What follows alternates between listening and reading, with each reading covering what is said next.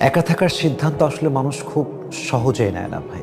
আসলে এই পৃথিবীতে nobody wants to survive alone. এই পৃথিবীতে আসলে একা কেউ থাকতে চায় না, পৃথিবীতে একা কেউ বাঁচতে চায় না, সবাই সঙ্গী চায়। কিন্তু মানুষ যখন দেখে যে আমার সবচেয়ে কাছের মানুষ, আমার আমার সবচেয়ে আপন মানুষ, আমার সবচেয়ে প্রিয় মানুষটা হচ্ছে মিথ্যাবাদী, প্রতারক, বেঈমান, তখন মানুষ আসলে এটা চিন্তা করতে বাধ্য হয় যে ঝুটে ইনসান কে সাথ জিনে সে বেহতর তো ইয়ে হে কে मैं अकेला ही मर जाऊं। আমি একা বাঁচবো, একা মরবো, তবু বেঈমানের সঙ্গে আমি থাকবো না। এটা মানুষ চিন্তা করতে বাধ্য হয় সময় সাপেক্ষে। এবং সত্য কথা কি জানেন যে সঙ্গী যদি আপনাকে স্বস্তি না দেয়, সেই সঙ্গীতে আপনি কি করবেন?